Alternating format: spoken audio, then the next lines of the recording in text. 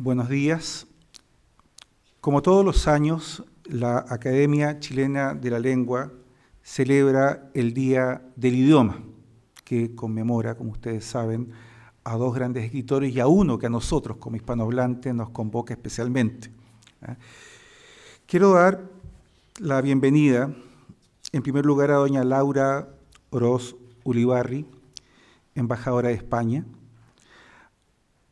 a don Cosme Batallas Lara, segundo secretario de la Embajada de Ecuador, a doña Rosalba Lagos, secretaria general del Instituto de Chile, a doña Leonora Díaz Mas, encargada del área de Humanidades del Centro Cultural de España, a doña Ilse Sasso, presidenta del Ateneo Histórico, y por supuesto a todos nuestros queridos amigos, nuestras queridas amigas que están aquí presentes, todas personas vinculadas con el mundo de la cultura, con el mundo de las humanidades también, en su gran mayoría. Saludo también a los académicos que están hoy con nosotros. Se excusaron de venir a esta ceremonia doña Patricia Stambuk, vicedirectora de nuestra corporación, por obligaciones que ha tenido también en la Universidad de Magallanes, doña María Pajarsola, ministra de Educación, don Joaquín Benito, el director del Centro Cultural de España, doña Gloria Chevesich, presidenta de la Corte Suprema, y don Juan Carlos de la Llera, rector de la Pontificia Universidad Católica de Chile. Yo quisiera saludar a todos ustedes personalmente, pero no terminaríamos nunca, así que quiero que me perdonen por eso. Quiero también anunciar que este año, este jueves 23 de abril, la Academia Chilena de la Lengua, en conjunto con COPEC, vamos a presentar la segunda edición del concurso literario que hacemos. El año pasado, por primera vez, realizamos un concurso literario dirigido fundamentalmente a adultos, pero tanto cuentos para todo público como con una sección de cuentos para niños. Fue muy exitoso este concurso y lo vamos a repetir este año en conjunto con COPEC. Antes de iniciar, quisiera pedir un minuto de silencio por una querida académica, miembro de nuestra corporación, gran poeta chilena, una mujer muy comprometida también con las labores de nuestra Academia de la Lengua. Apareció un reportaje sobre ella este domingo, y espero que quienes no lo hayan leído puedan hacerlo, doña Eliana Albala. Así que les pediría un minuto de silencio por doña Eliana.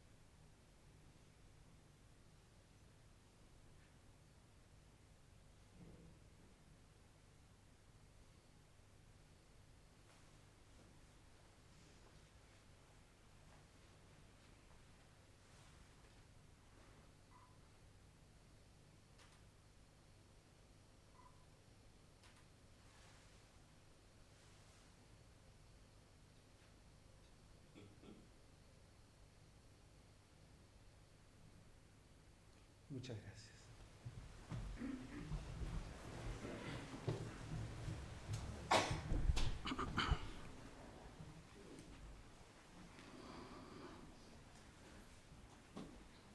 Voy a leer un fragmento de un poema de Eliana antes de partir. No lo voy a leer entero, pero sí un fragmento. Los que nos fuimos sin las cosas.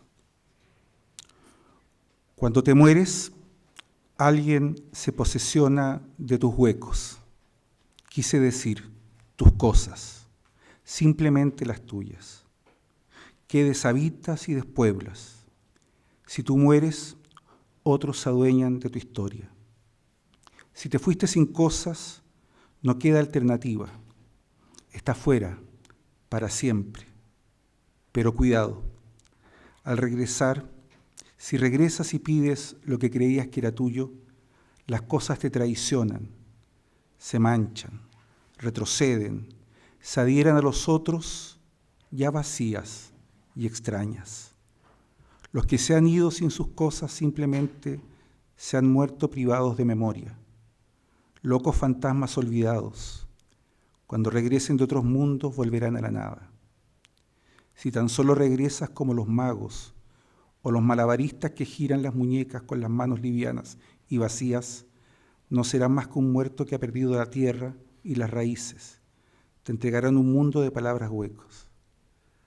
Los herederos permanecen para llenar tus cosas con la historia de ellos. El mundo está colmado de los que te heredan.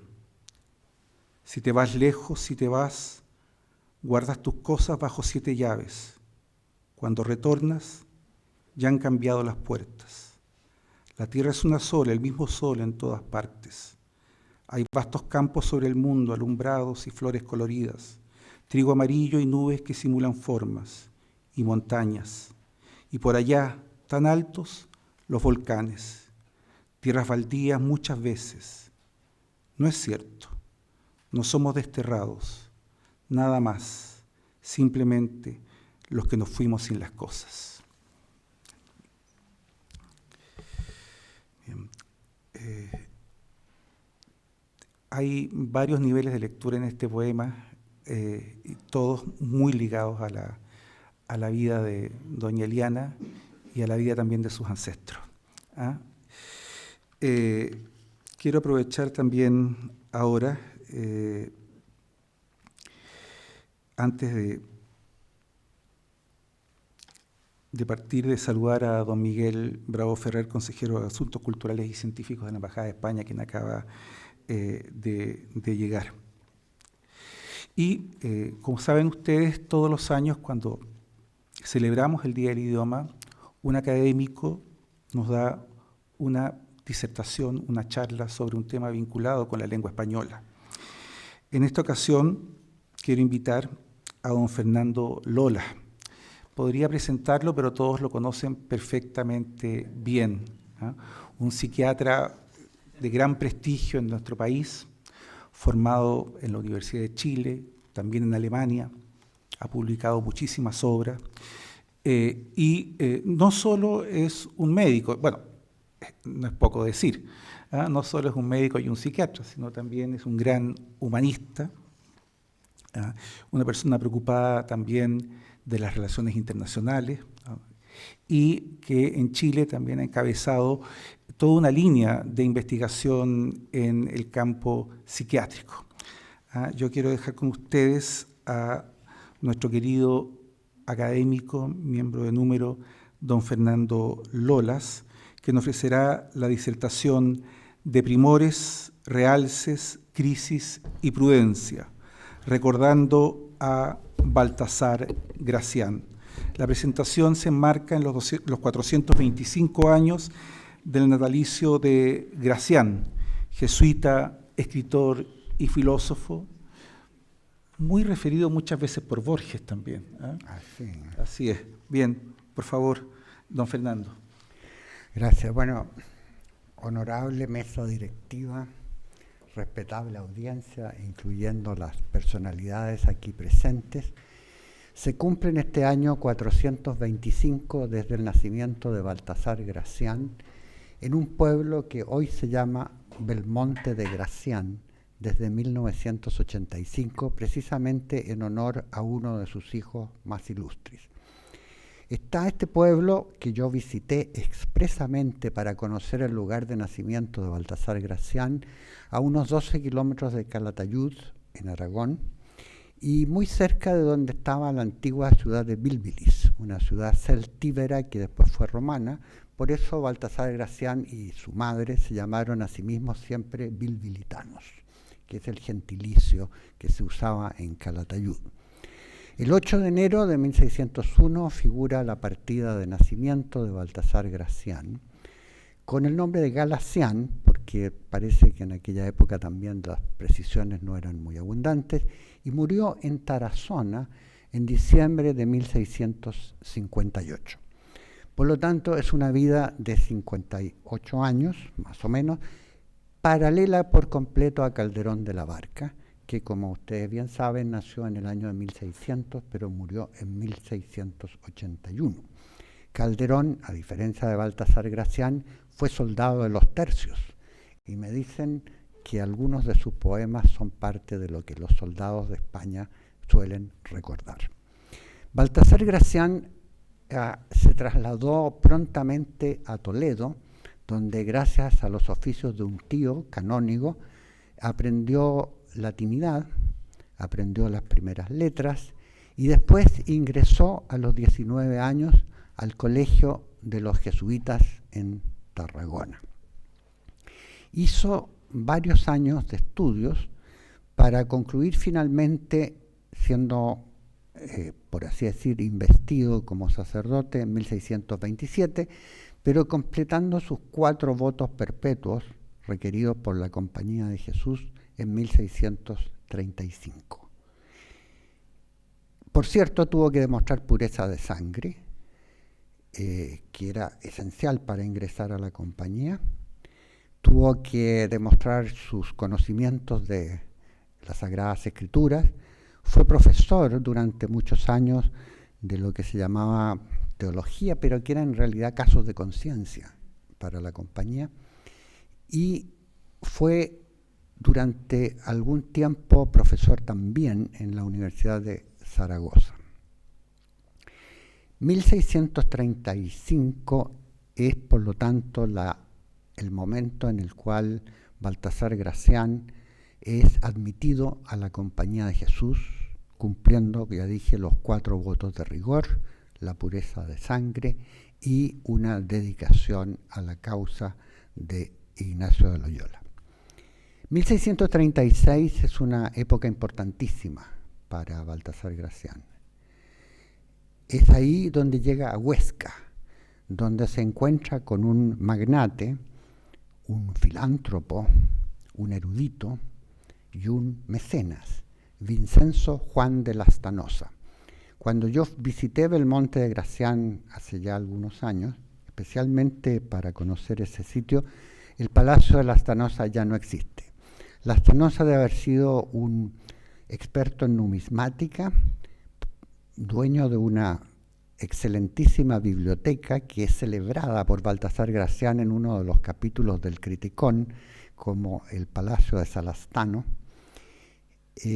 También un lugar donde se reunía una gran cantidad de eruditos. Ha sido Manuel Antonio de Salinas, canónigo, con quien vamos a ver enseguida que Baltasar Gracián tuvo una accidentada relación, el historiador Ustarrós y algunas otras personas muy destacadas en las que se cultivaba una de las cosas que Baltasar Gracián va a destacar a todo lo largo de su obra, la conversación prudente, la conversación plausible y la conversación generosamente enriquecedora del espíritu.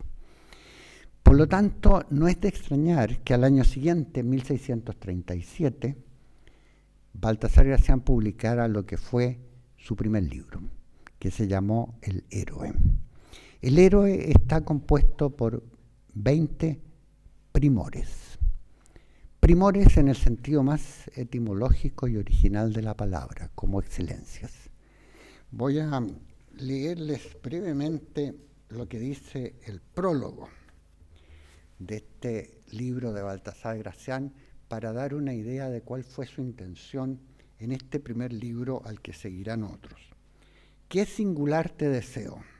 Emprendo formar con un libro enano un varón gigante y con breves períodos inmortales hechos. Sacar un varón máximo, esto es milagro en perfección, y ya que no por naturaleza rey, por sus prendas es ventaja. Es parte del estilo de Baltasar Gracián la concisión, la brevedad. Y dice, formáronle prudente Séneca, sagaz Esopo, belicoso Homero, Aristóteles filósofo, Tácito político y cortesano el conde, se refiere al conde Baltasar Castiglioni, que en el siglo anterior había escrito esa famosa obra Il Cortellano, en la cual da los consejos para medrar en la corte. Durante la época de Gracián, eran muchos los textos que se referían a generar buenos príncipes. Estaba el antecedente del Príncipe de Maquiavelo, estaba el Baltasar Castiglioni y un contemporáneo de Gracián, Diego de Saavedra Fajardo, que escribió unos consejos para un príncipe cristiano destinados al lamentable príncipe Baltasar Carlos, al cual dedicará también Baltasar Gracián una obra posterior que se llama El Discreto, y con Baltasar Carlos, al morir de viruela a temprana edad, se pierde un posible ejemplo de continuidad de la dinastía Austria en España.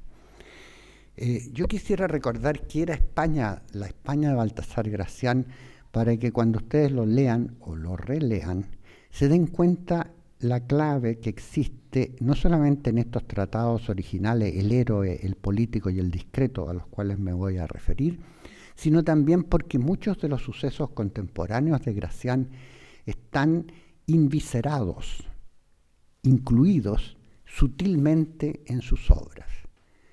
A Baltasar Gracián le corresponde vivir entre 1601 y 1658. Quiero recordar algunos hechos importantes de la monarquía de Austria en España en esos años. 1609, el rey Felipe III decreta la expulsión de los moriscos.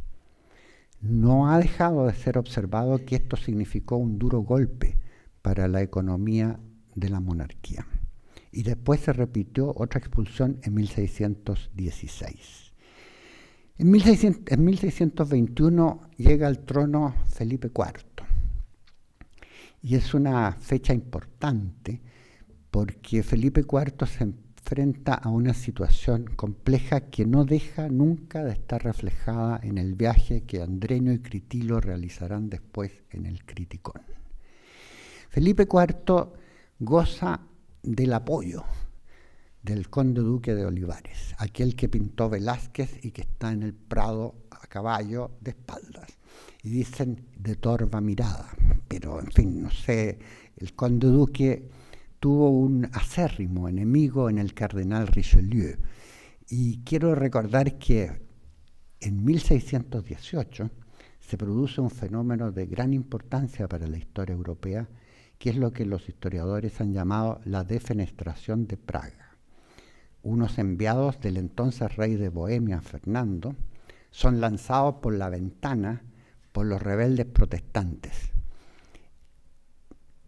Fernando llega a ser después emperador del Sacro Imperio Romano Germánico y se inicia la guerra que se ha llamado de los 30 años, que concluyó con la paz de Westfalia en 1648, en Münster y Osnabrück. Durante esta guerra, España tiene un papel que no deja de ser relevante. En las batallas de Nördlingen, por ejemplo, participan los tercios. Es cierto que los franceses declaran la guerra además a España en 1635, lo cual va a tener una importantísima repercusión en la vida de Baltasar Gracián, que es nuestro tema de hoy. En 1629, el Principado de Cataluña, que parte de la Corona de Aragón, y yo quisiera decir que la Corona de Aragón no es lo mismo que el Reino de Aragón. La Corona de Aragón era una confederación de reinos, entre los que estaba Valencia, las dos Sicilias y el Principado de Cataluña. En 1629, el conde duque, apremiado por la necesidad económica de mantener los tercios en Flandes, y apremiado también por la necesidad de más hombres y más pertrechos para esas sucesivas guerras, propone lo que se llama la unión de armas, por las cuales los distintos reinos de esta tan heterogénea monarquía debían contribuir al esfuerzo que fundamentalmente hacía Castilla en mantener estas guerras. Y es ahí donde se produce el problema con Cataluña. En 1626 el Conseil de Sens, que era un cuerpo directivo del Principado, el Consejo de los 100, encuentra que el rey no ha jurado los fueros propios del Principado y por lo tanto se retira. Es el comienzo de una difícil relación que va a concluir en 1640 con la sublevación de Cataluña y su incorporación al Reino de Francia. Por lo tanto, Cataluña fue francesa, creyendo que eso era mejor que ser castellana, y después se dieron cuenta que no era lo más agradable del mundo.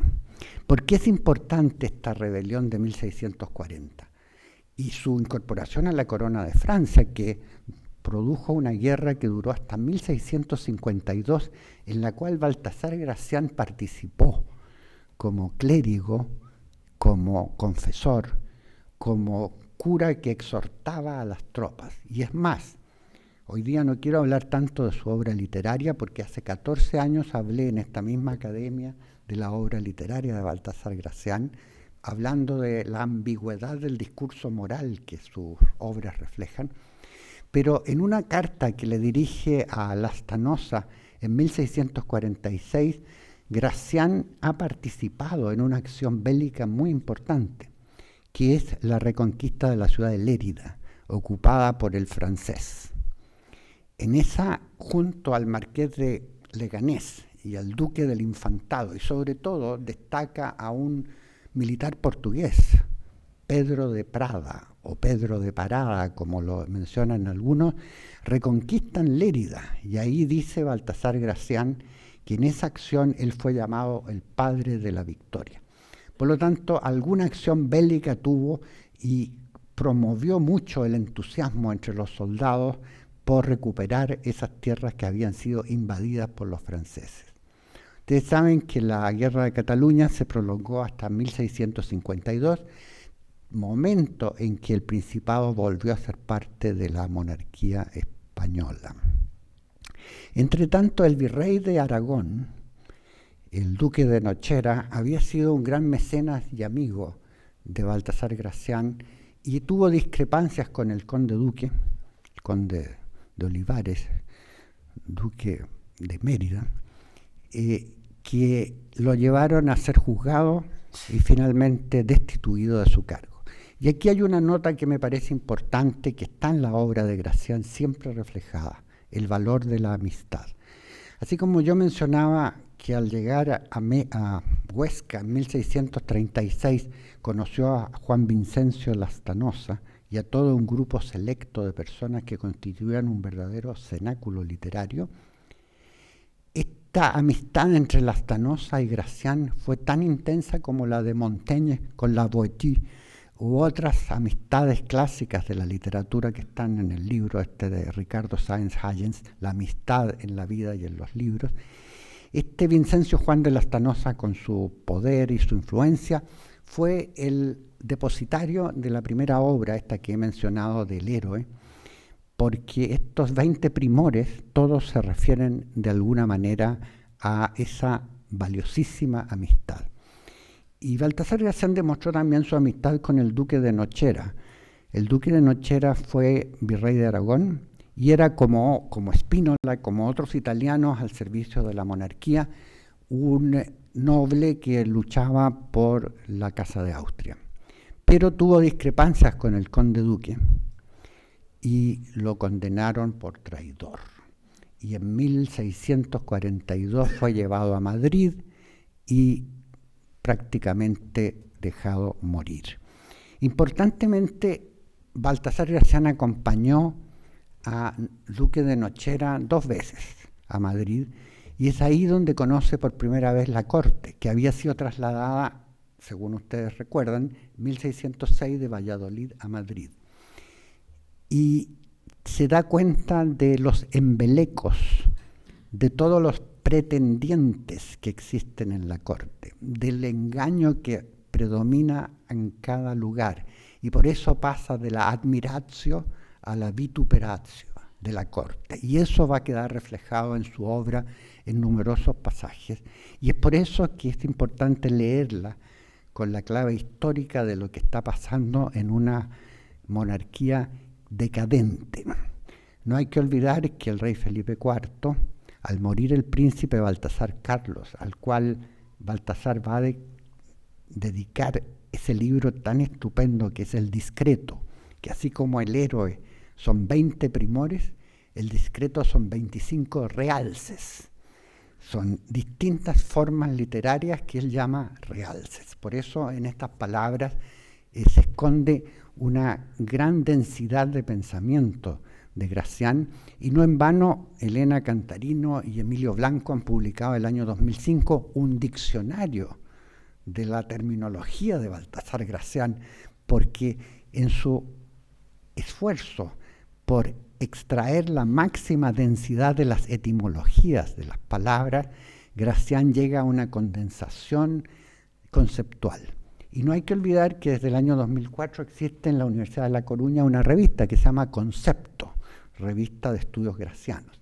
Hay que decir que concepto es una palabra que Gracián usa en un sentido bien especial. Dice, es el movimiento del entendimiento que exprime las relaciones entre las cosas.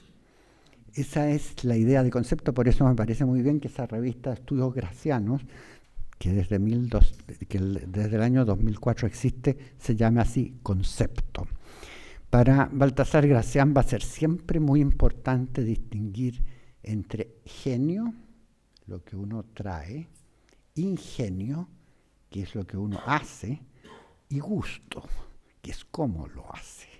Por lo tanto, con el ingenio se nace, el ingenio purifica y el gusto deleita. Siempre en alguno de sus aforismos o máximas va a destacar la necesidad de tener el ingenio y el genio bajo una constante supervisión. Una cosa que yo hace 14 años no dije y que hoy día he venido a descubrir es el sentido de la melancolía en Baltasar Gracián. Es verdad que la melancolía no está expresamente dicha de esa forma en muchos de los aforismos, pero él entiende la melancolía como aquella virtud del espíritu que de alguna manera controla la destemplanza. En la segunda obra que publica en 1640, que se llama El Político, es un panegírico a Fernando II de Aragón y V de Castilla, llamado Fernando el Católico, que dice: opongo un rey a todos los pasados, propongo un rey a todos los venideros. Crisol es Fernando de la razón de Estado. Dice que es un rey sin mácula, un rey perfecto, que va a servir de ejemplo para toda la monarquía. Sin duda Gracián está pensando 1640, es el momento en que se está rebelando Cataluña y en el que se está independizando Portugal. Fueron dos hechos que tuvo que el conde duque de Olivares enfrentar, tanto la Casa de Braganza en Portugal como el Consejo de los 100 en Cataluña quieren independencia de la monarquía. La Casa de Braganza logra ser reconocida por la esposa última de Felipe IV en 1668 y Cataluña vuelve a la monarquía en 1652, no sin posteriores tensiones y dificultades. Pero esa guerra de Cataluña es la que hace que Baltasar Gracián, de alguna manera anticipándola, porque ya venían las tensiones de antes, en 1640 publica El Político, y es un panegírico a Fernando el Católico. Es un rey, dice, suma de todas las perfecciones, pero no deja de advertir que como todos los reyes y todas las personas principales, también tiene debilidades. Y esas debilidades son excusables en un rey, cuando son suficientemente elaboradas por la prudencia. Prudencia es una de las palabras más frecuentes en la obra de Baltasar Gracián. Después del héroe y el político, ya digo, en 1646 se publica El Discreto. El Discreto es una colección de 25 realces, así como eran primores en el héroe, son realces en El Discreto, y está dedicada precisamente al príncipe Baltasar Carlos. Paralelamente, Diego de Saavedra Fajardo, contemporáneo de Gracián, escribe un memorial para aconsejar al príncipe cristiano, también dedicado al príncipe Baltasar Carlos, ya digo, promesa de la monarquía, hijo de Ana de Austria y de Felipe IV. Ana de Austria era la sobrina de Felipe IV. Y después de un tiempo, la monarquía se ve enfrentada al hecho de que la pérdida del príncipe tiene por finalidad, digamos, termina con una pérdida de la posibilidad de la...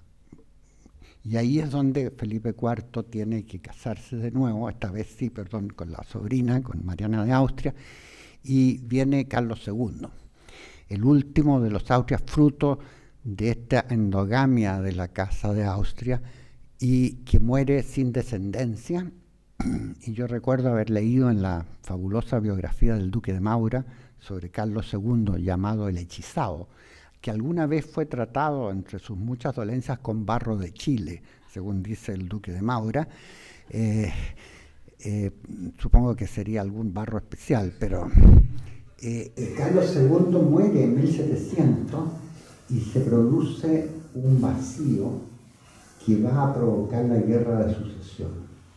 Carlos II al final, en medio de todas las tensiones cortesanas, decide legar el trono a Felipe de Anjou, nieto de Luis XIV. Y Felipe de Anjou llega a España para ser Felipe V y se encuentra con una guerra que dura 14 años.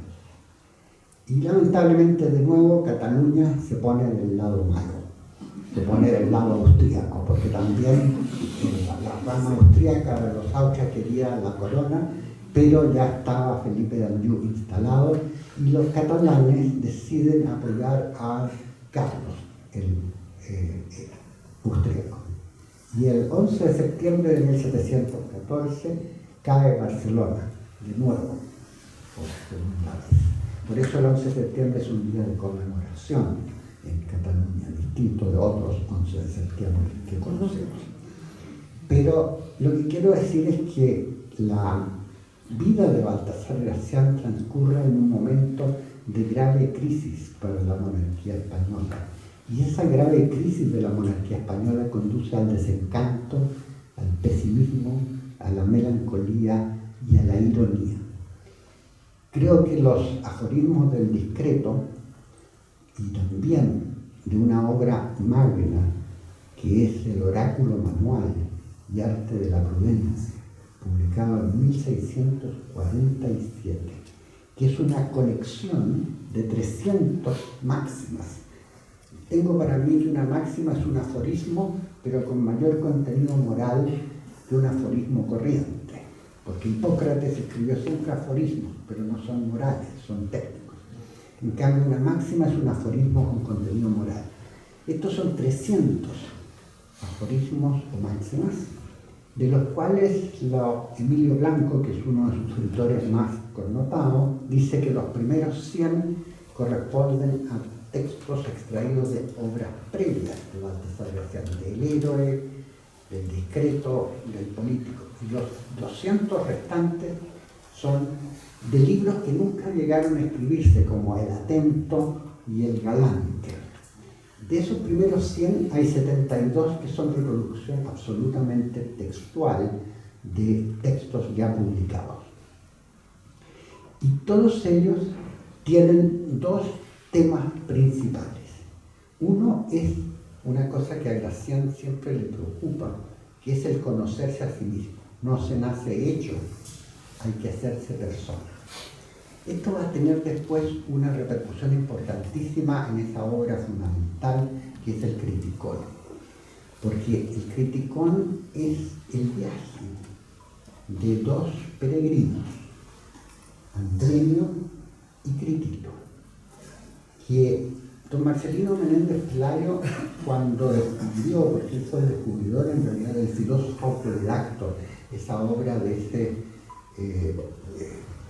escritor Intufail, que nació en Guadix, cerca de Granada, en 1180 y murió siendo visir de la dinastía almohade en 1185, él escribió un libro que se llama El filósofo autodidacto, en el cual la trama es muy semejante a la del Criticón.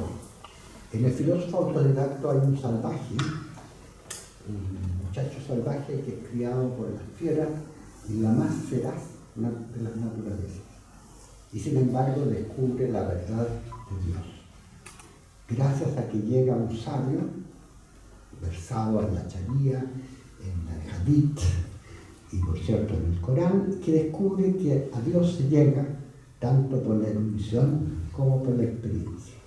Bueno, el Criticón se inicia con el naufragio del sabio Critilo frente a una isla de Santa Elena, donde encuentra a un muchacho, un Kaspar Hauser, como diríamos después, con muchachos feraces, así que nunca han tenido contacto con la naturaleza, que ha sido criado por las bestias.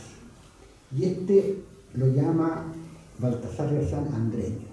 Andreño ha vivido toda su vida y ha sido amamantado por una gacela, ha sido cachorro entre cachorros, o sea, ha vivido toda su vida entre bestias. Y Critilo es un sabio que naufraga y que llega a esta isla y le enseña a pensar, a hablar, a discurrir, y cuando están los dos preparados se van a recorrer el mundo. Una novela de peregrinación por la primavera de la niñez, el estío de la juventud, el otoño de la edad viril, como dice Baltasar Garzón, llamemos madurez, y el invierno de la vejez. Esta peregrinación a través de las 4 estaciones de la vida no es novedad de Baltasar Garzón. También Góngora se refiere a eso, también otros escritores de la época se han referido a eso, incluso don Juan de Huarte de San Juan alude a este tópico en su obra sobre el arte del ingenio, que es de un siglo anterior. Pero lo interesante es que Andreño y Critilo pasan por distintas etapas de la vida y se encuentran con distintas nacionalidades, con distintas acechanzas y monstruos, y cada uno responde según su naturaleza. Andreño, que es este salvaje, impetuoso, irreflexivo, que quiere solo el placer, y Critilo, que es la razón misma, la ponderada y desengañada madurez del sabio. Entonces, por ejemplo, cuando llegan a un prostíbulo, Andreño, por cierto, quiere entrar rápidamente y Critilo le advierte: ojo, le dice, a estos lugares se entra con gusto, pero se sale con gasto. O en otras oportunidades, cuando van, lo más crucial se produce cuando pasan el río de la madurez. El río de la madurez, que es el río de la virtud. En realidad les salen ojos a la espalda. Es curioso, mientras uno madura y se pone más viejo, tiene más pasado que presente y más pasado que futuro. Por lo tanto, esto de tener ojos a la espalda es una bella imagen que Baltasar Garzón propone para esta relación con el tiempo humano. Lo más interesante de esta novela es que sus capítulos no se llaman capítulos, se llaman crisis. La palabra crisis en la época de Gracián era una palabra novedosa, no figura en el Tesaurus de don Sebastián de Covarrubias de 1611. Recién está, y con un sentido distinto, en el diccionario de autoridades, muy posterior. Pero crisis era una palabra típica de la medicina. Si ustedes leen los aforismos de Hipócrates, Hipócrates dice: miren, las enfermedades terminan de 2 maneras, o por crisis, abruptamente, o por lisis, lentamente. Esa es la sabiduría hipocrática que todos dominamos de alguna manera. Sabemos que las cosas se terminan o son crónicas.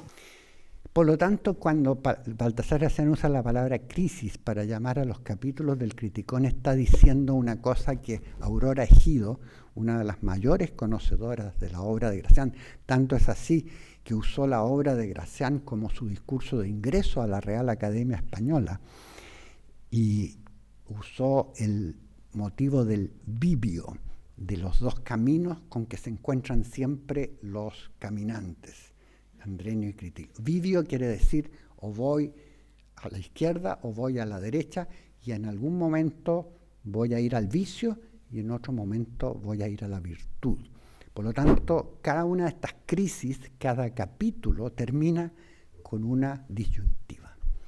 La Y famosa, el vivio, que tan famoso era en aquel momento. Y entonces me interesa que cuando ustedes relean o lean el Criticón se den cuenta que al terminar cada una de estas crisis hay siempre, como es clásico en el barroco, esa tensión entre el sí y el no, entre el argumento y el contraargumento, hay una duda. ¿Qué van a hacer Critilo y Andrenio en la próxima vuelta? ¿Qué van a hacer cuando se encuentre, por ejemplo, con Sofis Bella, que es de alguna manera la filosofía?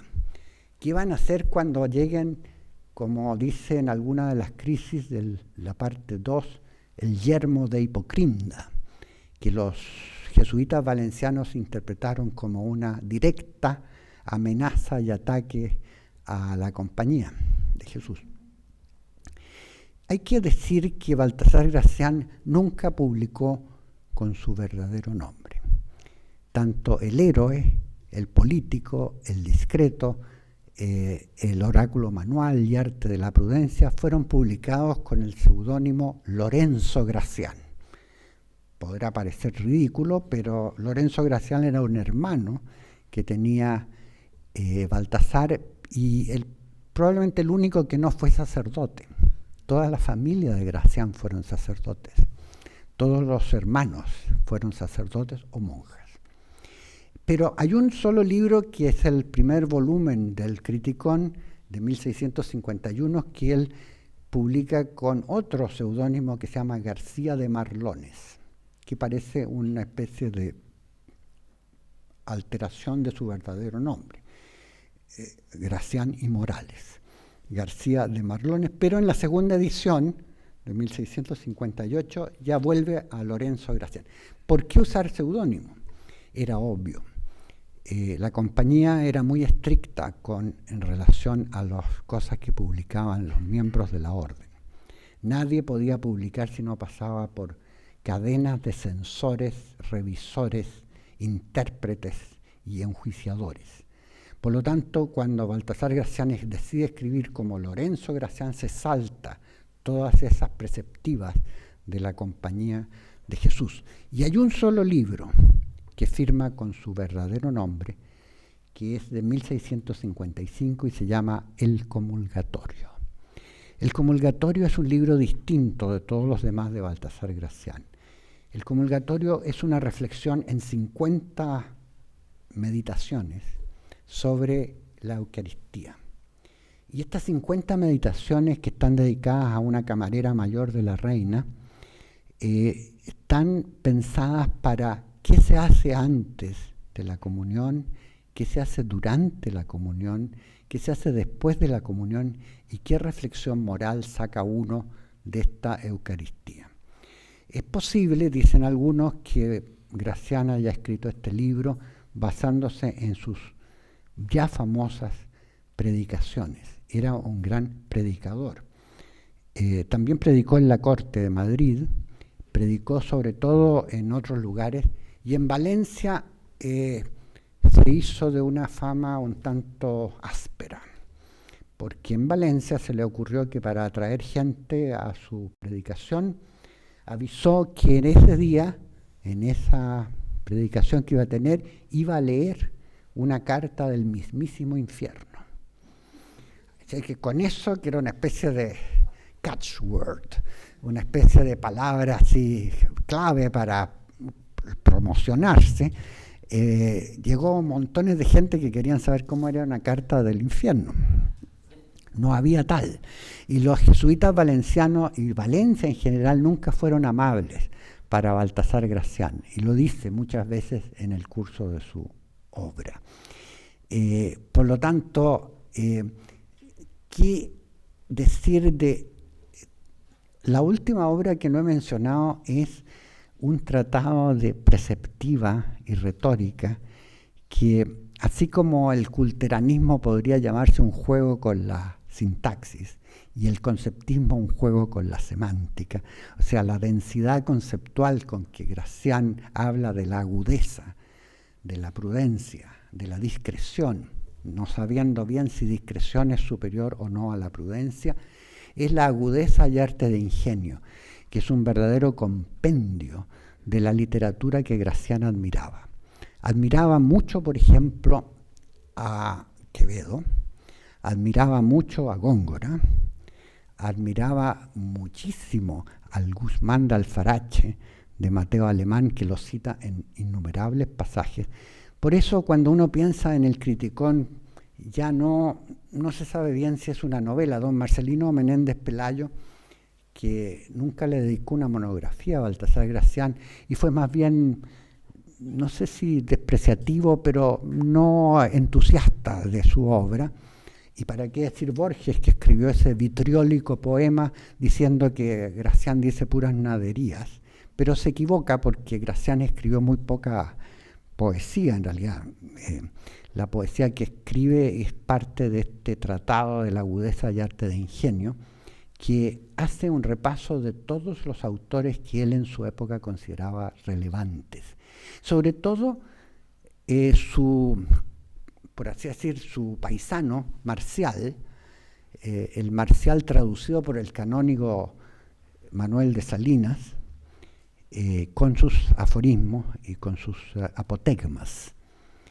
Curiosamente, Manuel de Salinas, y ya decía yo que un tema que a mí me interesa en la vida de Gracián es cómo él habla de la amistad, cómo es tan importante tener amigos, cómo hay que saber usar de los amigos, pero también es muy bueno tener enemigos.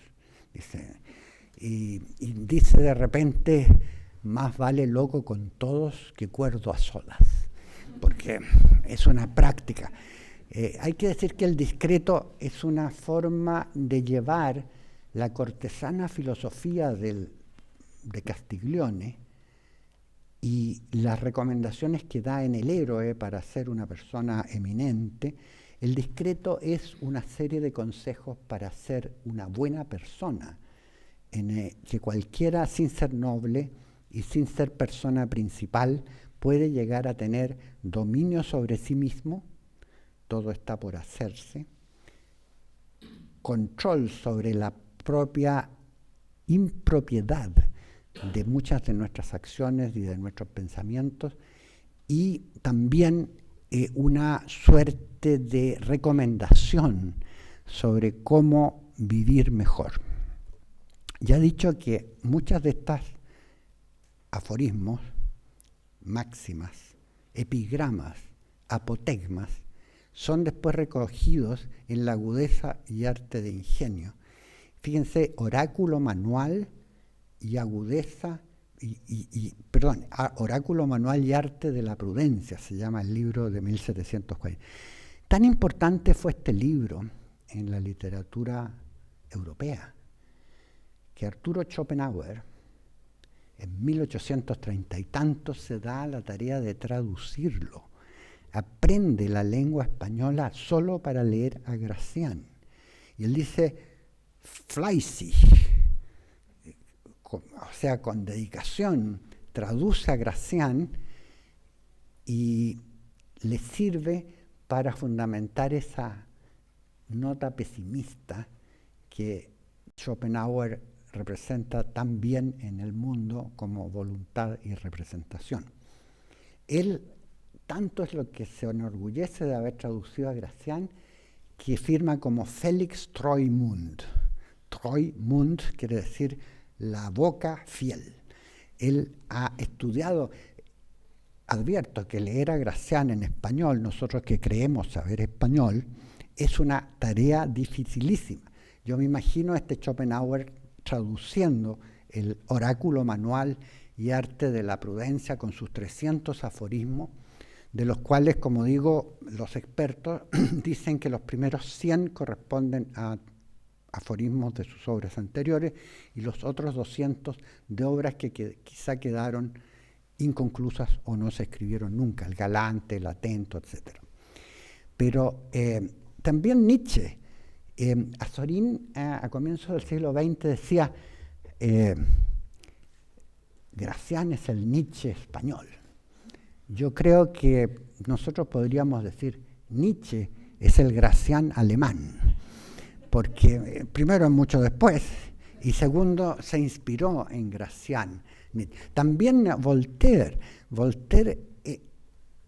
elogió tanto el Criticón que el Candide, esta también novela de peregrinación, es una especie de remedo, no diré de imitación, que tiene ecos del Criticón.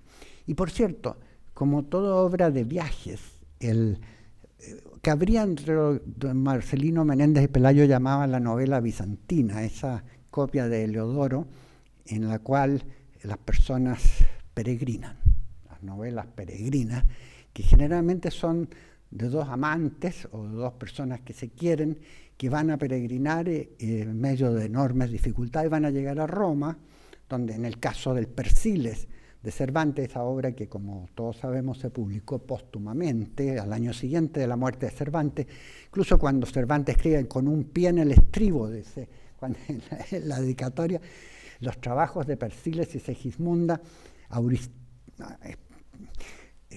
Peristelo y Auristela son personas que viajan a Roma, como todas las novelas de ese orden, y al final tienen un final feliz. No así el Criticón. El Criticón no termina de una manera demasiado feliz, ni termina de una manera cristiana. Primero, Andrenio y Critilo llegan al reino de Vegecía. Vegecía es un reino helado, es el invierno de la vejez. Y a ese reino se entra por dos puertas, la de los honores y la de los horrores, según cómo haya sido la vida de cada uno. Y ahí hay una persona que es el descifrador y hay otra persona que es el mérito. Y entonces el mérito y el descifrador deciden si uno va a ir a ver la muerte de una manera bien o va a ir a ver la muerte de una manera no tan bien. Para Andrenio la muerte es horrible, es una cosa feísima. Para Critilo, en cambio, la muerte es bella, porque significa la posibilidad de completar su vida. Los dos personajes caen a un mar de tinta, porque la tinta puede significar la inmortalidad. Y tienen que nadar hasta la isla de la inmortalidad. Uno de los temas que Aurora Ejido ha destacado siempre en la obra de Gracián es que en lugar de terminar su novela, que no es bizantina en el sentido clásico del término, tampoco es una picaresca, porque Andrenio y Critilo, aunque recuerdan a Don Pablos y aunque recuerdan a Guzmán de Alfarache, no son como Lazarillo, no se aprovechan de la gente, sino que simplemente viven usando el arte contra el arte de vivir, que es la idea del pícaro, ¿verdad? Es el arte de contravenir la vida social. Curiosamente, Baltasar Gracián, pese a que nunca abandona su fidelidad a la doctrina ignaciana, no hace terminar su Criticón de una manera cristiana. Los personajes terminan en la isla de la inmortalidad. Y la inmortalidad se gana con la fama, y la fama se gana con el honor, y el honor se gana con la vida prudente. Esas son las consecuencias Hay uno de los... quiero decirles un par de frases del oráculo manual que el 200 y tanto, que dice: hanse de procurar los medios humanos como si no hubiera divinos, y los divinos como si no hubiera humanos. Ayúdate a ti mismo. Esta frase es la única del oráculo manual que no pertenece a Baltasar Gracián, sino a Ignacio de Loyola. Y él la pone en el oráculo manual por decir: esto no necesita comentarios, porque todas las otras máximas tienen un pequeño o más o menos largo comentario y explicación. Como cuando ya les he dicho, lo bueno, si breve, 2 veces bueno. Son palabras que se han incorporado a nuestro léxico habitual, o más valen quintaesencias que fárragos, que es otra, porque todos los libros de Gracián son breves. Dicen que Felipe IV, el rey, en la corte de Madrid tenía un ejemplar de El Héroe. Gracián, cuando visitó la corte, estuvo muy satisfecho de ver que su pequeño libro estaba en la biblioteca real. Y dicen que Felipe IV dice: bien donoso este brinquiño, os digo que tiene cosas de algún valor. Y con eso ya para un escritor de la época era la consagración plena, de que el propio rey dijera eso, donoso brinquiño. No sé exactamente lo que significa brinquiño, pero algo significaba en la época que a Gracián le produjo una gran satisfacción. Creo que los temas morales, Baltasar Gracián debe ser considerado definitivamente un filósofo moral. Estas dudas las tuve durante muchos años, porque yo empecé leyendo el Criticón por pura diversión, pero he tenido después que leerlo para desentrañar qué está diciendo Gracián acerca de lo que ocurre en la España y en la Europa de su época. Por ejemplo, se refiere numerosísimas veces a la guerra de los 30 años, sin decir que está hablando de la guerra de los 30 años. Se refiere muchas veces a los franceses y a los alemanes de una manera genérica, así como diciendo, bueno, los franceses, ustedes saben, en fin, por ahí los alemanes tendrán sus propiedades, sus características, pero los españoles viven de la perspectiva y de la negación. Entonces es una especie de comparación. Quiero recordarles que Baltasar Gracián nunca abandonó, salvo las 2 veces que fue a la corte en Madrid, la corona de Aragón. Nunca viajó fuera de los confines de Aragón. De tal manera que a lo sumo fue hasta Valencia, pero Valencia era otro reino y, como les digo, nunca fue amable para Baltasar Gracián estar allí. Pero las enseñanzas que pueden sacarse se pueden ver en el número de traducciones que el oráculo manual y arte de la prudencia ha tenido. Aparte de la que yo les menciono de Arturo Schopenhauer, The Art of Worldly Wisdom fue traducido al inglés y ocupó listas de bestsellers, según el New York Times, en los años 90. Porque muchas empresas usan esos aforismos para educar a su personal. Son tan buenos que algunos, bastaría que yo abriera al azar este libro para decir cualquier cosa que nos va a servir. Cuando dice, no digas todo lo que sabes, siempre deja algo de hambre para que los demás te aprecien. Porque si te muestras entero, después ya te van a dar por conocido. Y otra mención bastante práctica, es decir, hombre de plausibles razones, dice, jamás se muestra entero. Baltasar Gracián siempre habla del hombre, por cierto, por razones estilísticas de la época, se entiende personas. La diferencia entre Andrenio y Critilo es que Andrenio es hombre a secas, y la palabra lo dice Andrenio, y Critilo es persona.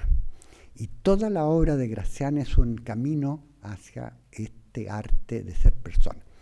Emilio Blanco, al prologar y estudiar el oráculo manual, nos llama la atención a varias cosas interesantes en este título. Oráculo en la antigüedad era siempre algo que decía una sibila, pero que siempre era ambiguo. irás y vencerás, siempre en la guerra perecerás. Depende de donde uno ponga la coma, le sirve o no le sirve. Irás y vencerás siempre, o en la guerra perecerás. Y si ponen la coma antes, siempre en la... Entonces, oráculo, dice Blanco, es una expresión de la antigüedad que significa ambigüedad. Y manual, cuando dice manual, Baltasar Gracián está pensando en que cabe en la faltriquera, o sea, es de bolsillo, es un oráculo de bolsillo. Y después, arte de prudencia. ¿Qué cosa es esto de que uno puede aprender a ser prudente? Cuando se produce la disputa en su propia obra entre qué es mejor, la discreción o la prudencia. La discreción es el arte de elegir bien, pero la prudencia es el arte de elegir para bien. Entonces, resulta que uno no sabe si ser prudente es ser sagaz, es ser ingenioso. Otra cosa que me fascina siempre que yo leo a Gracián, dice, el hombre prudente, ya digo hombre en el sentido de persona, tiene buenos repentes. Fíjense, tiene buenos repentes. O sea, se le ocurren cosas que no se le ocurrirían si no tuviera ese entrenamiento, esa particular dedicación a las letras y a los antiguos. Quiero terminar, porque ya veo los signos del cansancio, con una nota personal. Hace 14 años hablé sobre Baltasar Gracián en esta misma academia con ocasión del mismo Día del Idioma. Pocos de ustedes estaban en esa oportunidad aquí. Pero en esa oportunidad yo recordé que desde 1998, cuando era director del diario, un amigo mío me invitó a escribir una pequeña notita que aparece una vez a la semana, y yo escogí el seudónimo de Andrenio. Y desde entonces, ya casi 30 años, vengo escribiendo y he hecho 7 volúmenes de recopilaciones de estas humildes notas de Andrenio que tratan de imitar la concisión, la brevedad y, bueno, no sé si la densidad también de Baltasar Gracián. Ahora, debo decirles que en aquella época no teníamos internet, entonces yo ignoraba que el seudónimo Andrenio había sido usado por un famoso cronista, Eduardo Gómez de Vaquero, que fue cronista del diario La Vanguardia de Barcelona y de otros lugares, era también amigo de este famoso editor madrileño, que publicaba libros y que fue uno de los críticos más importantes después de muerto Valera y muerto Clarín. Diego Gómez de Vaquero usó ese seudónimo hasta 1929, en que se murió. Lázaro Galdiano, que fue este hombre múltiple, editor, traductor, publicador de traductores de novelas francesas, tenía también, igual que Unamuno, en gran estima a este primitivo Andrenio. Y también Reyes, el mexicano, usa ocasionalmente la palabra Andrenio para referirse a ciertas cosas. De tal manera que me unen y me han unido siempre a Gracián la admiración por esta duplicidad, esta ambigüedad del discurso moral y la necesidad de hablar breve y corto. Como dice en uno de sus libros, escribo breve por tu mucho entender y escribo corto por mi poco pensar. Gracias.